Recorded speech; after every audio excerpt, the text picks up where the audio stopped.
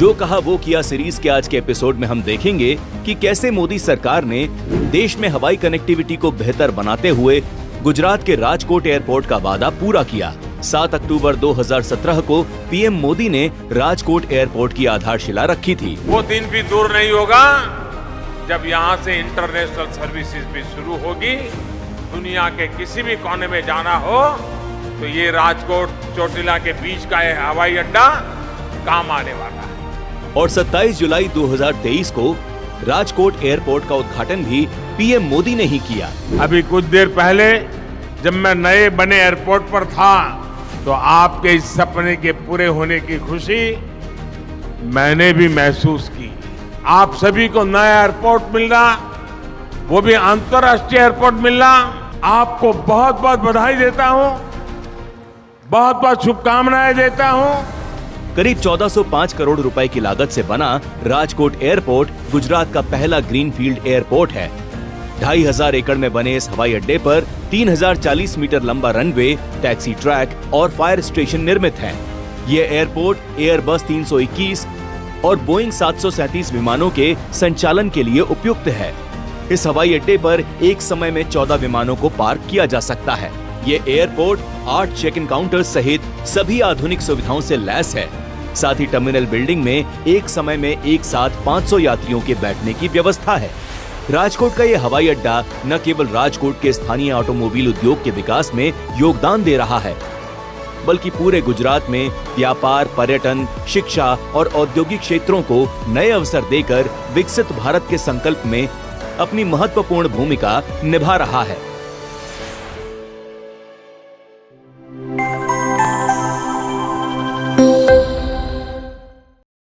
Pandit Deendayal Upadhyay, doctor Shyama Prasad Mukherjee और बाबा साहब भीमराव अंबेडकर के विचारों को आत्मसात करते हुए मोदी जी के नेतृत्व में भाजपा सरकार एक ऐसे भारत के लिए संकल्पित हुई थी जहां सर्वांगीण, सर्वस्पर्शी और समावेशी विकास सुनिश्चित हो। अपने संकल्प की पूर्ति के लिए भाजपा सरकार ने समाज के सभी वर्ग, क्षेत्र, गांव, शहर, हर कोने तक लाभ की योजनाओं को पहुंचाया। समाज में अंतिम पायदान पर खड़े व्यक्ति तक विकास की किरण को पहुंचाकर मोदी सरकार ने उन्हें निराशा के भंवर से निकालकर उनका भविष्य सुरक्षित बनाया। संविधान की सच्ची भावना सबका साथ, सबका विकास को मूल मंत्र मानकर चली भाजपा ने मोदी जी के नेतृत्व वाली सरकार में 100% लाभार्थियों को 100% योजनाओं के लाभ की गारंटी देकर सामाजिक न्याय किया। मोदी की गारंटी से गरीब परिवारजनों को मिला कई कल्याणकारी योजनाओं का लाभ। मोदी की गारंटी से सशक्त हुई नारी शक्ति। मोदी की गारंटी से युवाओं के लिए बने नए अवसर और खुले उम्मीद के द्वार। मोदी की गारंटी से किसानों का हुआ सम्मान। जम्मू और कश्मीर से धारा 370 हटाकर भारतीय संविधान को संपूर्ण देश में लागू करवाने की गारंटी को भी मोदी जी ने ही किया पूरा। मोदी जी सांस्कृतिक पुनरुत्थान के प्रणेता भी बने तो नव भारत के शिल्पकार भी। मोदी की गारंटी से विकास के साथ साथ भारत की वैभवशाली विरासत भी समृद्ध हुई। मोदी जी के सेवा काल में भारत ने अयोध्या में रामलला को विराजते हुए देखा, विश्वनाथ धाम के वैभव को निखरते देखा, काशी का कायाकल्प होते देखा, महाकाल के महालोक की महिमा देखी, सोमनाथ का विकास देखा और केदार घाटी का पुनर्निर्माण होते भी देखा। आज एक ओर तीर्थों का विकास हो रहा है तो दूसरी ओर शहरों में हाईटेक इंफ्रास्ट्रक्चर भी तैयार हो रहा है।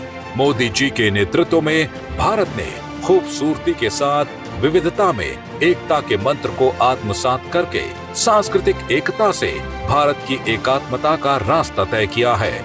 मोदी की गारंटी से आज भारत आर्थिक रूप से मजबूत हुआ है।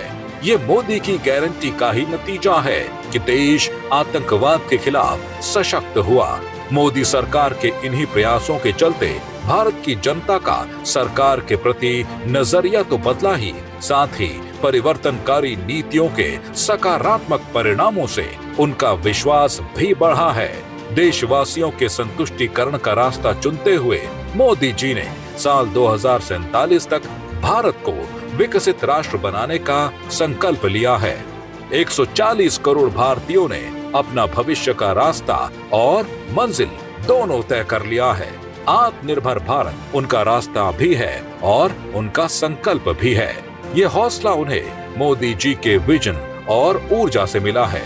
मोदी 3.0 में विकसित भारत के संकल्प पूर्ति के लिए नई ऊर्जा के साथ कल्याणकारी योजनाओं को आगे बढ़ाया जाएगा।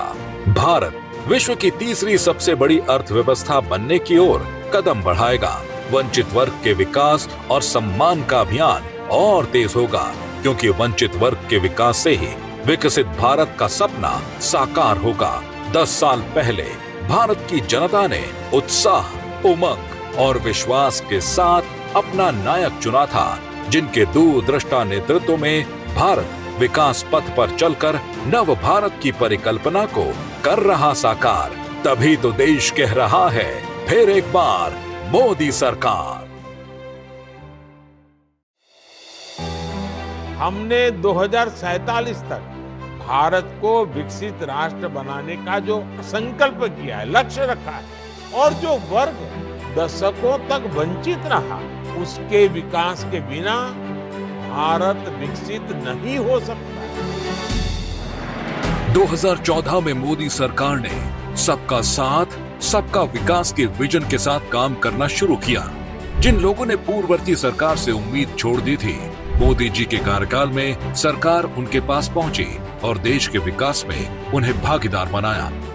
मोदी सरकार में राष्ट्रीय पिछड़ा वर्ग आयोग को संवैधानिक दर्जा दिया गया। स्टैंड अप इंडिया योजना से SC और ST वर्ग में उद्यमशीलता को बढ़ावा मिला। SC, ST और OBC समाज के युवाओं को मिलने वाली छात्रवृत्ति को बढ़ाया गया। मोदी सरकार में मेडिकल की सीटों में ऑल इंडिया कोटा में OBC के लिए 27% आरक्षण को लागू किया गया।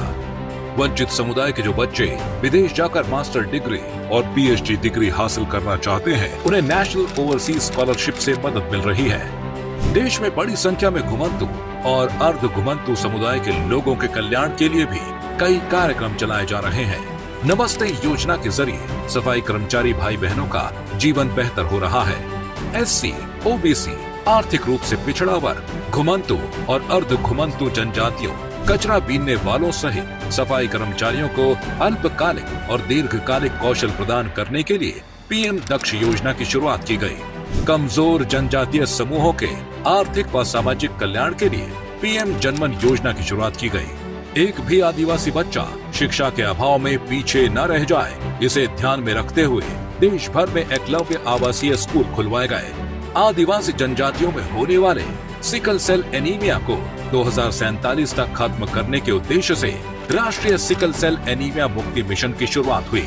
उच्च शिक्षण संस्थानों में पढ़ने वाले अनुसूचित जाति के छात्रों में नवाचार और उद्यम को बढ़ावा देने के उद्देश्य से मोदी सरकार ने Ambedkar social innovation and incubation mission की शुरुआत की। आज देश दलित, पिछड़े